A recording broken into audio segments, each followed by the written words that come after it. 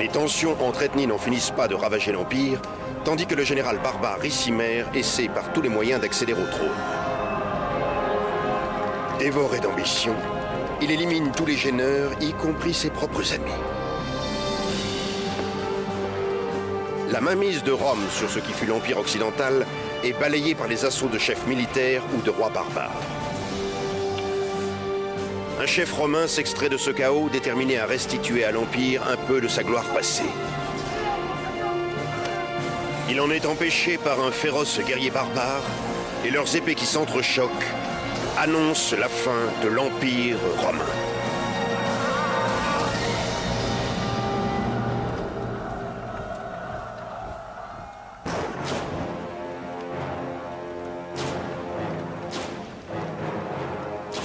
Au 5e siècle, et après plusieurs centaines d'années de combats incessants, l'Empire romain d'Occident n'est plus que l'ombre de lui-même. L'Empire était vraiment en crise. Au-delà des frontières, la pression des barbares s'accentuait. Et à l'intérieur, il y avait un énorme déficit budgétaire. Que ce soit pour entretenir ses forces militaires ou ses infrastructures, l'Empire ne générait pas assez de revenus. Sans une armée bien équipée, Rome ne peut pas lutter contre l'une des hordes barbares les plus puissantes, les Huns, emmenés par leur chef, le féroce Attila. L'historien de l'époque, Callinicus, relate cette sauvagerie. Les Huns étaient si nombreux qu'ils s'emparèrent de plus d'une centaine de villes. Il y eut tant de meurtres et de sang versé qu'on n'arrivait même plus à compter les victimes. Les Huns, peuplades originaires des steppes de l'Asie centrale, dévastent ce qui restait de l'Empire romain. À proprement parler, à l'ouest, il n'y a plus de régime. L'Occident s'est désintégré. L'Occident est en ruine. Il y a tellement de groupes, tellement d'armées, tellement de puissances diverses et variées qui rivalisent pour prendre le pouvoir qu'il n'y a plus de pouvoir. Tandis qu'en Orient, Constantinople arrive à survivre aux invasions des Huns, l'Empire de l'Ouest, plus faible, subit tout le poids de cette expansion et finit par céder à Attila la province de Pannonie.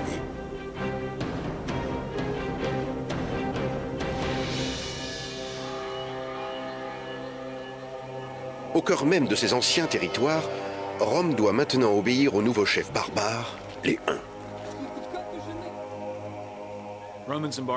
Romains et barbares se différencient en tout. Leur langue, leurs vêtements, leur odeur, leur coiffure. Bien qu'ils aient vraiment eu le temps de s'habituer les uns aux autres, je pense qu'il est raisonnable d'affirmer que les tensions ethniques n'ont pas disparu. En cette période trouble, un homme évite les obstacles.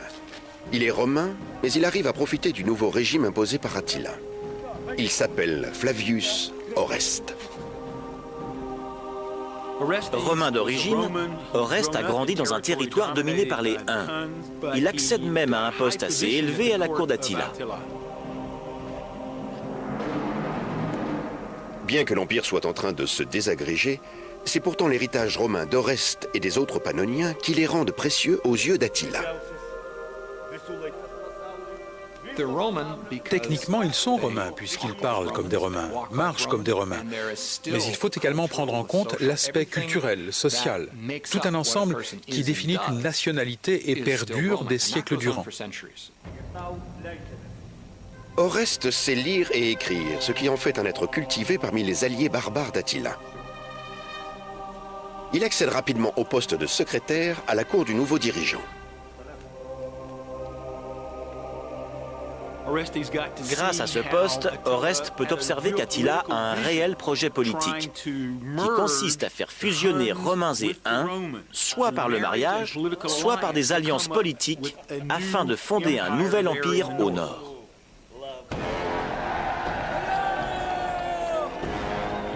En contact quotidien avec Attila le Hun, Oreste est aux premières loges pour constater la brutalité de la justice barbare. Sa sensibilité romaine est souvent blessée. Il y a à l'époque une réelle tension ethnique entre Romains et barbares. On a d'ailleurs parfois le même problème de nos jours. Des gens de cultures très différentes doivent se côtoyer au quotidien. Ils aimeraient vraiment se ressembler en tout. Mais il y a toujours des tensions.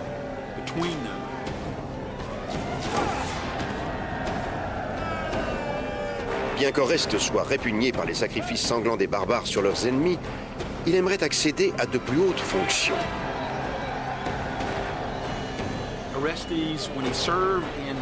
À la cour, Oreste voit bien qu'Attila est en train de fonder une nouvelle nation. Et surtout, il voit les prémices d'un nouvel empire romain, gouverné par un roi qui mêle les forces de deux peuples afin de restaurer la gloire de Rome, la Rome des rois fondateurs.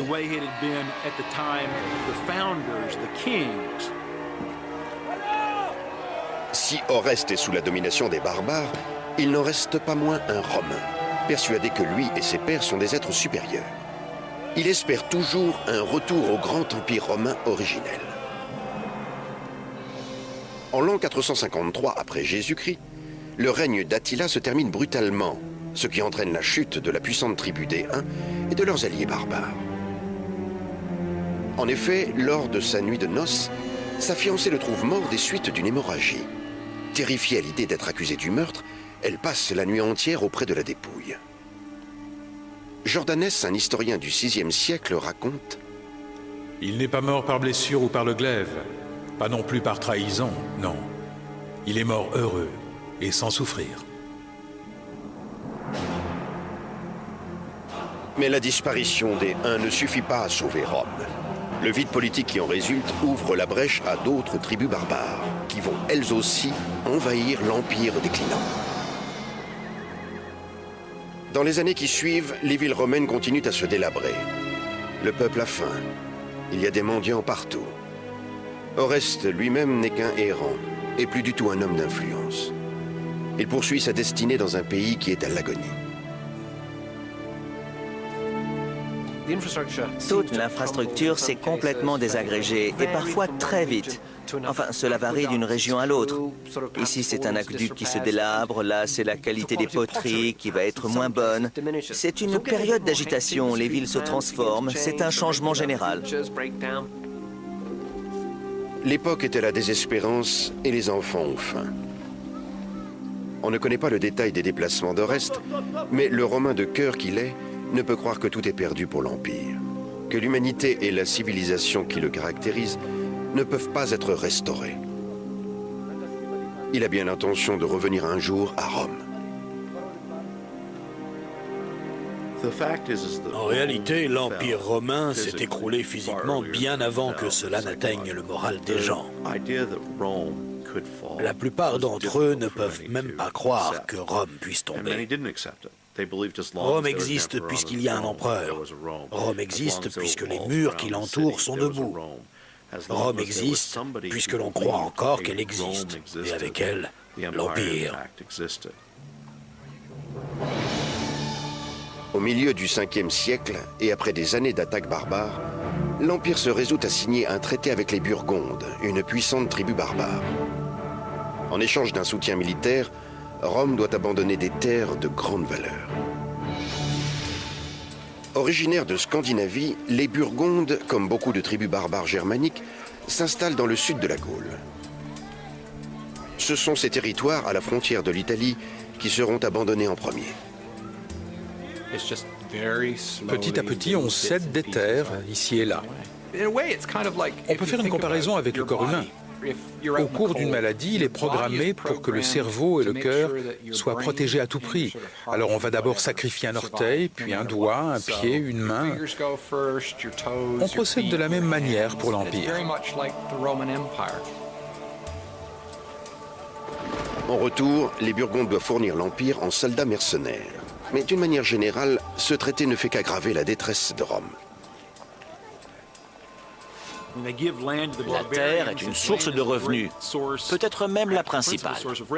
Plus on cède de terre, moins on a de revenus.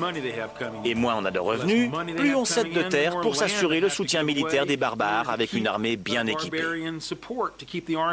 C'est donc un véritable cercle vicieux qui s'installe et qui va aboutir à une crise financière. À la tête des Burgondes, il y a Gondebaud, un puissant chef de tribu. Alors que l'Empire s'affaiblit et que le sort des nombreux mercenaires de sa propre tribu s'aggrave, son pouvoir se renforce à Rome.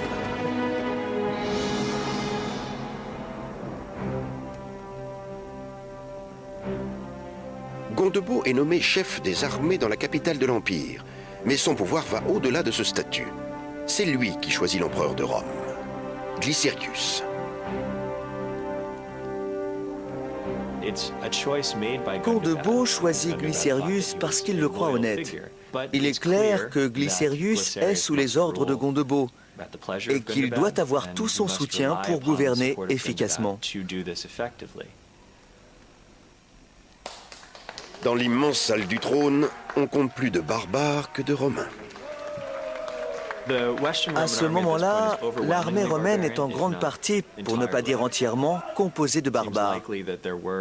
Il devait bien y avoir quelques Romains d'origine, mais on y voit plus de Turcs, de Germains et autres nationalités. À la tête des mercenaires barbares de Glycerius, il y a un guerrier barbare lui-même qui se nomme Odoacer.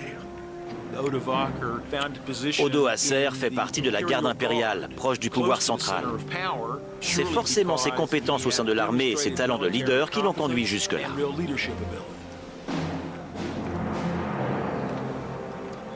Telle est la situation à Rome quand Oreste revient de ses années de voyage. Sur le point de rencontrer Odoacer, Oreste est incapable d'imaginer les changements encourus à Rome depuis les jours de gloire de l'Empire. Dans les années 470 après Jésus-Christ, il est clair que l'Empire a perdu sa toute-puissance. Mais en général, on ne pense pas que c'est à tout jamais. On espère que c'est un instant de faiblesse momentanée. D'ailleurs, si le cours des choses avait été différent, il aurait peut-être pu renaître de ses cendres. Avec son expérience de diplomate, Oreste obtient un poste élevé dans l'armée impériale. Toutefois, il est très étonné de voir Odoacer, qui n'est qu'un barbare, élevé au même rang que lui. À l'évidence, ils sont tous deux très ambitieux et tous deux se sont sortis de situations très difficiles. Oreste a siégé à la cour du sanguinaire Attila. Parti de rien, Odoacer, lui, est devenu commandant à la seule force du poignet. Au vu de leurs ambitions et de leurs compétences respectives, rien d'étonnant à mon avis qu'ils soient en compétition. Chacun a une vision de l'Empire qui lui est propre. L'un est romain, l'autre barbare.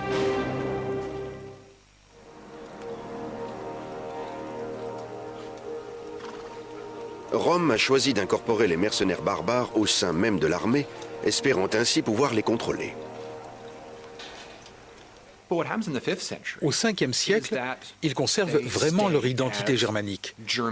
Ils ont pu conserver leurs vêtements, leur nourriture, leur culture, leur structure administrative, leur structure politique et militaire. Ils ne sont pas du tout romanisés. Et voici que les guerriers de Gondebaud sont élevés au même rang que leurs collègues romains dans l'armée romaine de l'empereur Glycerius. Les soldats aux ordres de Glycerius, en fait aux ordres de Gondebaud, étaient d'origine variée. Il y avait des Burgondes, mais d'autres ethnies également. Voilà de quoi était composée l'armée en Italie.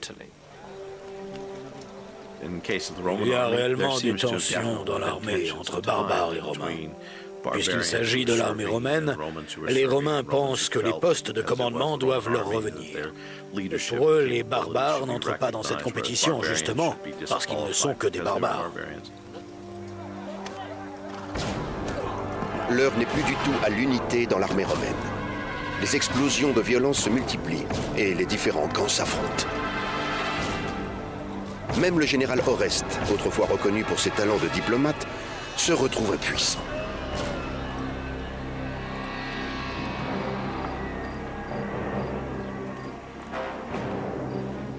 Rome subit de très grandes pertes en combattant certaines tribus comme les Visigoths en Gaule, et les soldats commencent à douter de l'allégeance de leurs alliés barbares. Chacun défend son propre intérêt et tout est décousu. On a affaire à des groupes de gens qui n'ont pas les mêmes desseins, y compris parmi les Romains.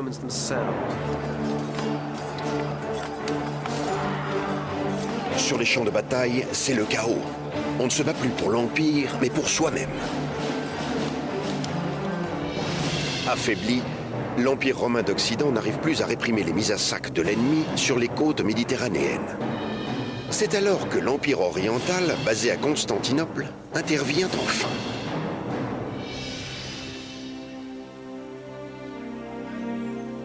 À l'intérieur du palais, Léon Ier, empereur vieillissant de l'Empire d'Orient, profite de sa tranquillité protégé par les solides remparts de sa capitale.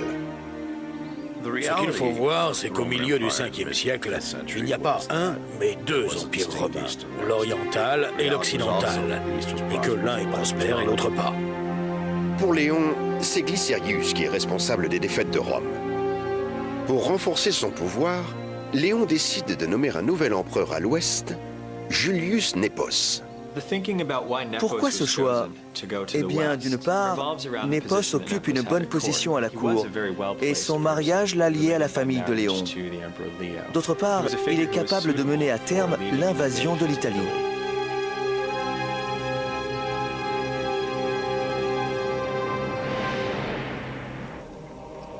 En l'an 474 après Jésus-Christ, Népos rassemble ses troupes et, en partant de Constantinople, se dirige vers l'Italie. Il n'est pas étonnant que l'Est veuille affirmer son influence et trouver un remplaçant à Glycérius.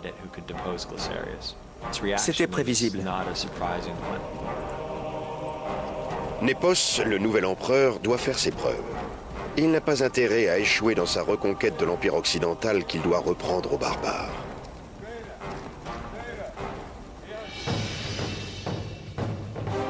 Tandis que l'armée de Népos quitte Constantinople à bord de vaisseaux, à l'ouest, Glycérius prépare ses troupes à défendre Rome. Mais dès qu'il ordonne à Oreste et à Odoacer de se préparer à la bataille, Glycérius doit faire face au problème de la loyauté des barbares. Gondebaud et ses soldats burgondes le trahissent en ce moment fatal.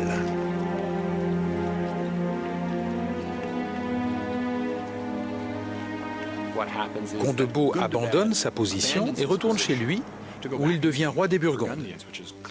Un statut bien plus intéressant que celui de général de Glycérius.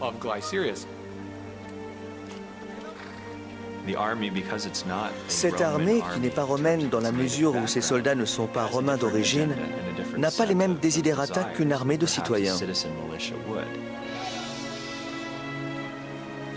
Les troupes d'Odoacer et d'Oreste, privées de leur allié burgonde, ne parviennent pas à aider Glycérius à repousser les assauts de Népos.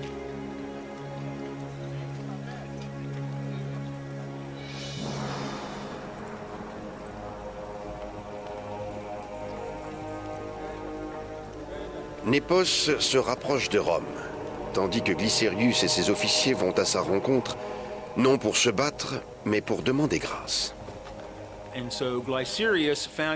Glycérius ne peut compter sur le soutien d'aucune troupe, qu'elle soit barbare ou romaine. Par conséquent, quand Népos arrive pour conquérir son territoire, Glycérius prend la seule décision plausible, celle de se rendre sans même livrer bataille.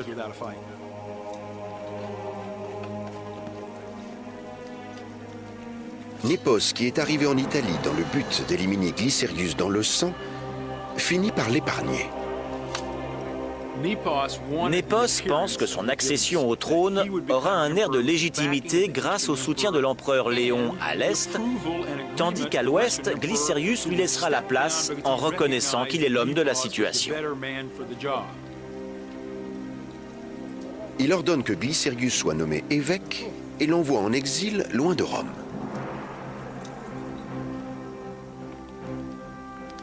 Le couronnement de Népos a lieu en juin 474, sous les louanges d'Oreste et d'Odoacer. Aussi ambitieux l'un que l'autre, ils jurent immédiatement fidélité à ce nouveau chef. Oreste est natif de Rome, et en tant que tel, il pense que Rome existe toujours et doit être préservée. Mais pour Odoacer, apparemment, Rome n'existe plus. Donc voilà ces deux hommes de valeur qui sont présents ensemble au moment où le sort de Rome va se jouer.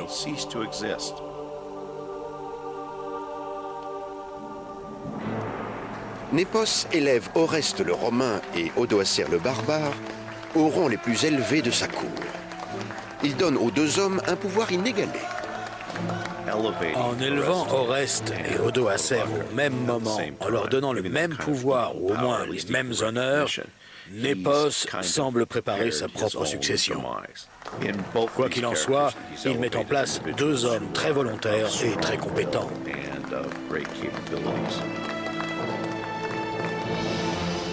Mais les émois politiques à la cour de Rome sont éclipsés par d'incessantes tentatives d'invasion des Visigoths dans le dernier territoire de l'Empire occidental romain, la Gaule. Du temps de la splendeur de l'Empire, la région que l'on appelle aujourd'hui Provence formait une communauté très prospère. Mais dans les années 470, ses habitants subissent les attaques répétées des Visigoths et de leur roi Euric.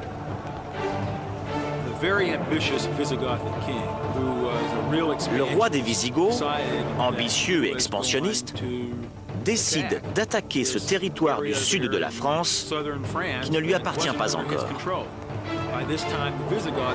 Les Visigoths ont une puissance réellement implacable. Petit à petit, la domination romaine en Gaule s'amoindrit jusqu'à ne plus subsister que dans cette mince bande de terre le long de la côte méditerranéenne. Sans pitié à l'égard des citoyens romains, les sanguinaires guerriers visigoths dévastent les villages de Provence.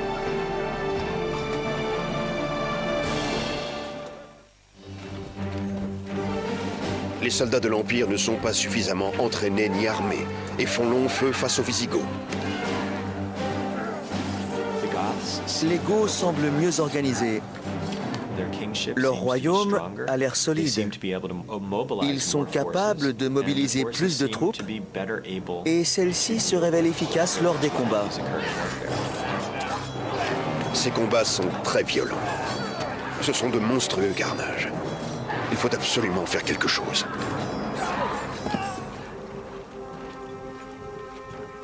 Oreste, le commandant romain, n'a pas l'expérience de la guerre et pourtant c'est lui que Népos dépêche en Gaule pour chasser les barbares.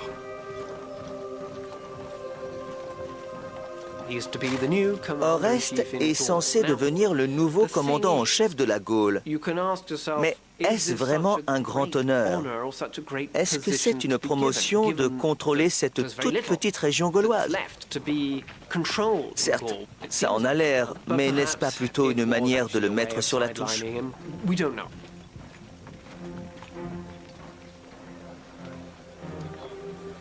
À la frontière italienne, Oreste, l'ancien diplomate, s'exerce à la stratégie militaire. Car de son côté, il espère bien se débarrasser d'Odoacer et de Népos.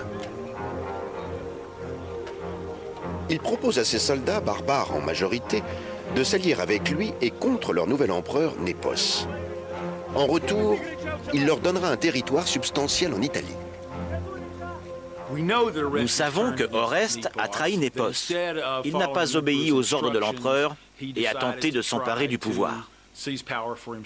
Mais pourquoi trahit-il Népos? À mon avis, Oreste a pour ambition de restaurer l'Empire romain.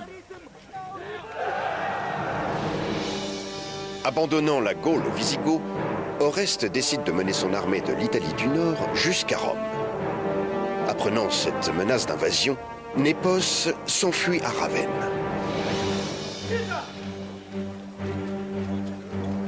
En août 475, Oreste marche sur Ravenne et ordonne à ses troupes de fouiller la ville de fond en comble pour trouver Népos. Les soldats barbares se déchaînent, ils terrorisent les habitants et détruisent tout sur leur chemin. Il y a deux possibilités. Soit Oreste soupçonne Népos de vouloir céder l'Empire aux barbares, soit il est avide de pouvoir et veut capturer Rome pour assouvir son ambition. Mais le couteau sous la gorge, personne ne révèle la cachette de l'empereur.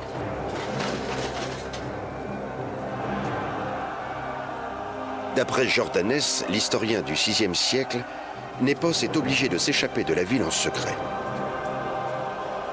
Népos se réfugie en Dalmatie, où privé de tout pouvoir, il traîne son désespoir de citoyen moyen dans la ville même où il avait envoyé Glycérius en exil.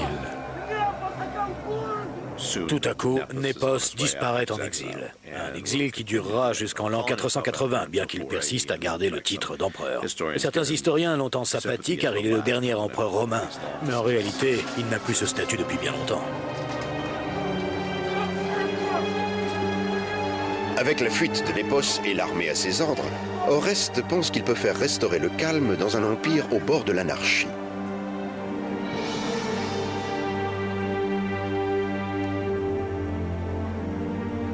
Curieusement, Oreste ne monte pas sur le trône, mais l'offre à son jeune fils, Romulus Augustulus, qu'il nomme empereur. Élevé parmi les barbares et ayant servi à la cour des Huns, Oreste craint que l'élite italienne ne veuille pas de lui comme empereur, mais que son fils Romulus, un Italien pure souche, sera mieux accepté pour gouverner, au nom d'une tradition ancestrale qui pourtant ne rime plus à rien. Le jeune garçon demeure dans la cité bien protégée de Ravenne. Il est confié à son oncle Paulus. Romulus n'est encore qu'un jeune adolescent, d'où ce nom de Augustulus, qui veut dire Petit Auguste. Romulus n'est qu'un pantin dans les mains de son père, et c'est bien Oreste qui dirige l'Empire. Il finit par éradiquer son rival Odoacer et par devenir l'homme le plus puissant de Rome.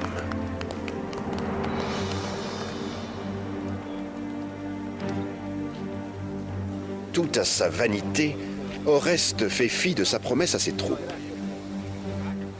Mais elles ont rempli leur contrat. Elles ont chassé Népos et réclament donc le territoire promis. Et elles veulent vraiment s'installer en Italie, que leur nouveau territoire soit situé là, au pays des traditions sénatoriales. Mais Oreste connaît les Romains, il sait que c'est impossible et il refuse. Oreste n'a pas de quoi payer les soldats. Mais pour les soldats, un empereur est un employeur. Oreste a pris le pouvoir, mis son fils sur le trône, et voilà qu'il ne peut ni payer son dû, ni donner le territoire promis. La décision ne se fait pas attendre. Il faut faire tomber cet empereur et le remplacer par un autre qui donnera aux troupes ce qu'elles demandent.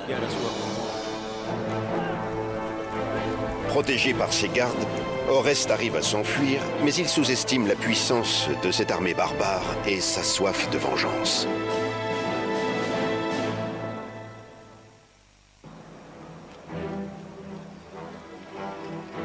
En effet, lorsque les soldats barbares ne reçoivent pas les terres en Italie qu'on leur avait promises, ils se tournent vers l'ennemi d'Oreste, Odoacer. Les soldats ont agi de manière très rationnelle. Ils sont allés voir la personne qui pourrait satisfaire leurs demandes. Dans ce cas, Odoacer. C'était un barbare comme eux, et il se disait qu'il aurait moins de scrupules à les satisfaire en leur donnant des terres, de l'argent ou quoi que ce soit d'autre. Les soldats font une offre à Odoacer qu'il ne peut pas refuser. Ils vont le trouver et lui disent « Si tu peux nous obtenir cette terre, on te mettra sur le trône. Qu'est-ce que tu en penses ?» Bien sûr, il est d'accord. Donc ils se mettent en route et le voilà à la tête d'une soi-disant armée romaine, composée presque exclusivement d'hommes issus de peuplades germaniques. Ensemble, ils décident de renverser les Romains à travers tout l'Empire. Odoacer va enfin avoir l'occasion de se venger d'Oreste, qui a eu l'audace d'usurper le pouvoir.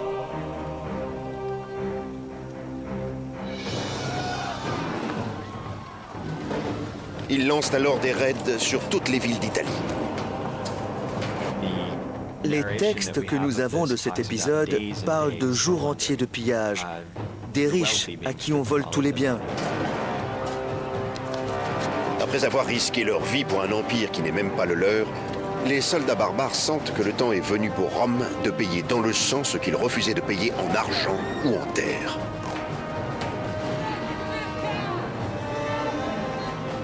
Faire semblant d'être un soldat, faire semblant de vivre de ses maigres revenus, et puis un jour de paix saute. Bon, pour un jour, on peut essayer de se débrouiller. Mais 2, 3, 4 jours de paix qui manquent et vous mourrez de faim. Est-ce qu'on peut continuer de servir une armée qui vous affame? N'étant plus sous les ordres de personne, Odoacer profite de l'opportunité de dominer l'Italie et de vaincre Oreste.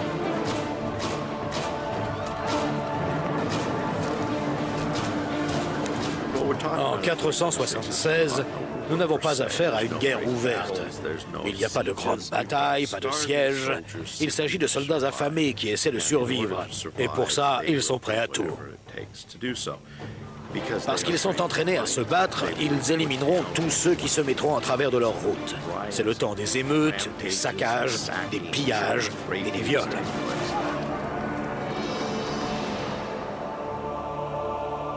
Alors qu'Odoacer se rapproche, Oreste laisse son fils Romulus chez son oncle Paulus à Ravenne, tandis que lui s'enfuit à Ticinium, dans le nord de l'Italie. Oreste doit échapper à Odoacer et ses troupes.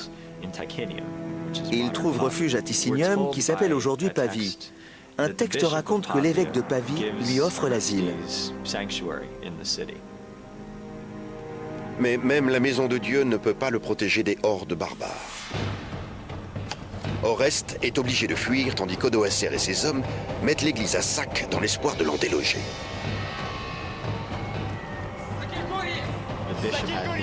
Tout l'argent du tronc des pauvres est volé par les hommes d'Odoacer qui ont également tout brûlé sur leur passage, y compris l'église.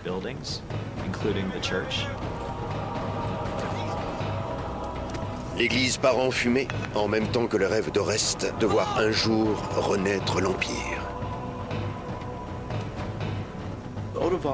La perpétuation de Rome n'intéresse pas Odoacer. En fait, il a compris très tôt que Rome n'existe plus. Mais quel rôle lui-même peut-il jouer? Quel degré de pouvoir peut-il obtenir?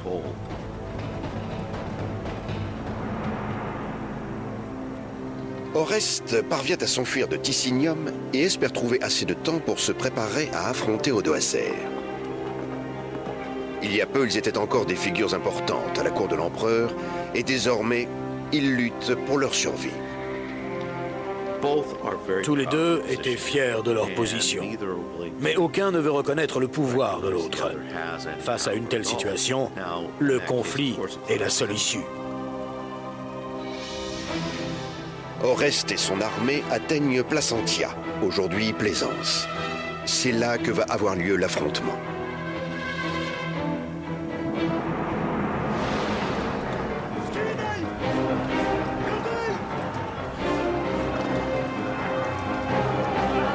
L'inexpérience d'Oreste sur le champ de bataille réduit ses chances contre les hordes sauvages qui constituent les troupes d'Odoacer. Le combat était brutal, chaotique, violent et sale. Ce qui explique qu'au moment venu, le moral, encore plus que l'entraînement, était crucial pour remporter la victoire finale. Il y avait des cadavres entassés partout, des blessés qui hurlaient à la mort, d'autres qui se vidaient de peur.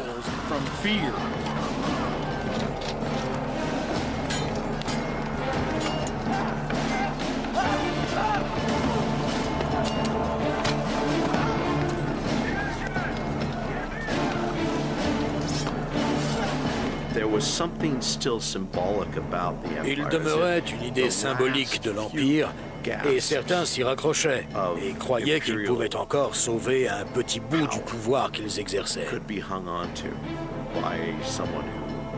Ils croyaient que l'Empire était toujours debout, ou du moins qu'on pouvait encore le sauver. En tant qu'historien, on sait bien que ce sera impossible. Malgré l'évidence de sa défaite, Oreste refuse de la reconnaître.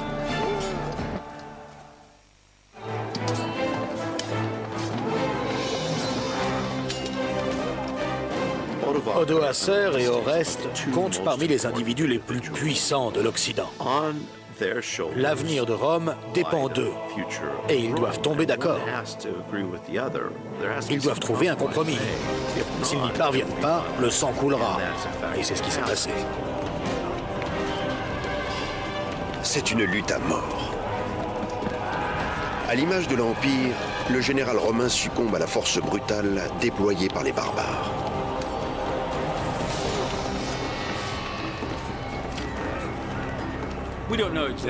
Nous ne savons pas exactement ce qui s'est passé lorsque Odoacer a rattrapé Oreste. Mais j'imagine que ce dernier a dû connaître une mort rapide et violente. Il n'a pas dû y avoir de cérémonie ni de funérailles fastueuses ensuite. Il fallait faire disparaître Oreste. Je suis persuadé que son élimination a été rapide, discrète et totale. Après leur victoire, Odoacer et ses troupes se dirigent vers Ravenne pour terminer ce qu'ils ont commencé et se débarrasser du fils d'Oreste, le dernier empereur romain d'Occident. Âgé de 12 ans, l'empereur Romulus Augustulus et son oncle ne savent pas encore qu'Oreste est mort et sont surpris de l'assaut lancé par les hommes d'Odoacer.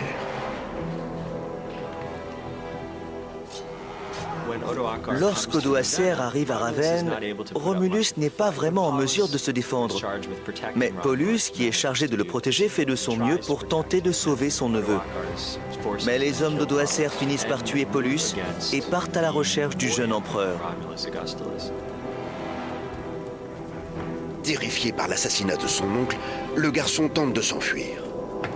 Mais le dernier empereur romain n'échappe pas longtemps aux barbares et se retrouve piégé comme un animal. Il n'y a pas d'issue. Romulus n'est qu'un chef de file, donc Odoacer n'a aucune raison de lui faire quoi que ce soit.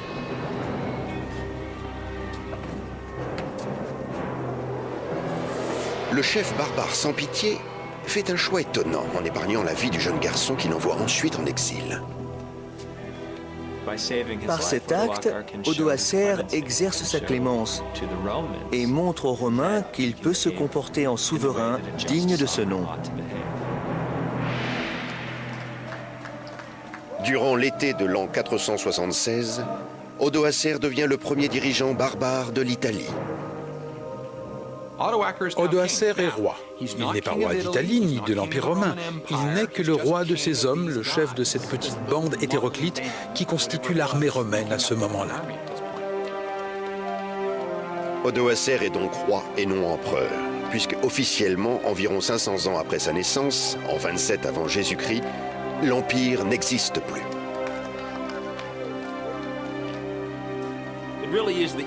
C'est la fin de l'Empire romain en Occident.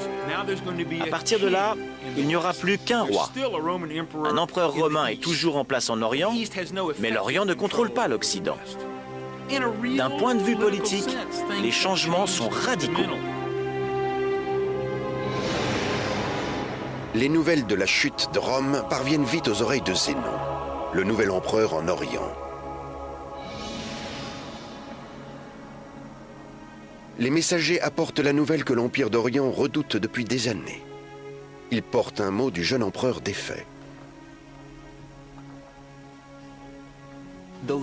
Avant de renverser Romulus, Odoacer lui ordonne d'envoyer au nom du Sénat et de l'empereur un messager à Constantinople avec un arrêté impérial affirmant que l'Occident n'a pas besoin d'un nouvel empereur. À partir du moment où un roi barbare dirige l'Italie, les derniers symboles de la puissance romaine disparaissent. Nous savons qu'Odoacer a proclamé publiquement qu'il ne porterait pas la toche pourpre ni la couronne dorée qui constituaient les atours de l'empereur romain. Odoacer représentait un certain renouveau. C'était un roi en Occident et non plus un empereur. La toge, la couronne et les bijoux étaient à présent ceux de l'empereur d'Orient. Entre ses mains, il ne signifie plus le pouvoir et le prestige, mais la défaite et la décadence. En Italie, on octroie enfin aux familles des soldats barbares la terre pour laquelle ils se sont battus. Désormais, l'Occident leur appartient tout entier. Il est clair qu'Odoacer a tenu ses promesses envers ses soldats. Il leur a donné ce qu'ils désiraient. Donc, pour eux, c'était un homme digne de confiance. Pour l'Empire, la nouvelle invasion de femmes, d'enfants et l'installation de fermes ont eu un impact plus grand que les machines de guerre. Au départ, Rome a gagné en puissance parce qu'elle acceptait les étrangers. En gros, elle encourageait l'immigration. Mais vers la fin, lorsque les barbares sont arrivés en masse et ont voulu une partie de l'Empire, pour des raisons assez complexes, les Romains ne les ont pas intégrés comme les populations précédentes. C'est cet échec à faire de l'immigration une source de puissance qui a été l'une des raisons de la chute de l'Empire romain.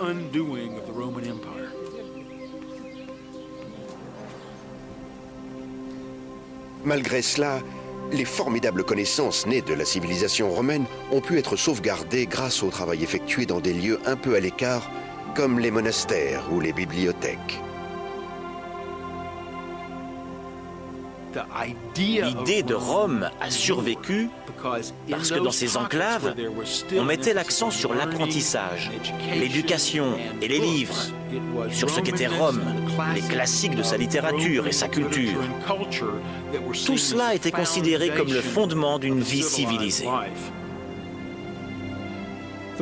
L'Empire romain nous a laissé un héritage formidable en Occident. Il y a tant de choses dans nos institutions et jusque dans le lexique qui en découle. Les langues que nous parlons sont marquées par cette influence. Elle est partout autour de nous. Nous ne pouvons pas y échapper et c'est ça l'essentiel.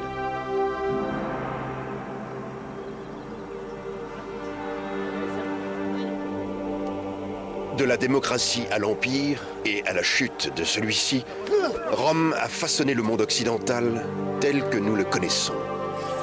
Sa civilisation a survécu à des siècles de guerre, de persécutions, de corruption et de fléaux pour s'éteindre à petit feu entre les mains de soldats barbares.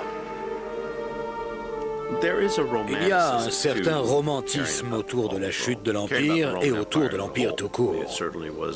Il faut dire qu'il a énormément participé à créer le monde moderne. Mais soyons lucides, tout cela remonte à 1500 ans. Pourquoi s'y intéresse-t-on encore? Je crois que la réponse est très simple. Parce que Rome englobe à la fois les meilleurs et les pires aspects de l'humanité. En les étudiant, on les comprend mieux. Et ainsi pourra-t-on peut-être s'inspirer des bonnes choses et éviter de reproduire les mauvaises.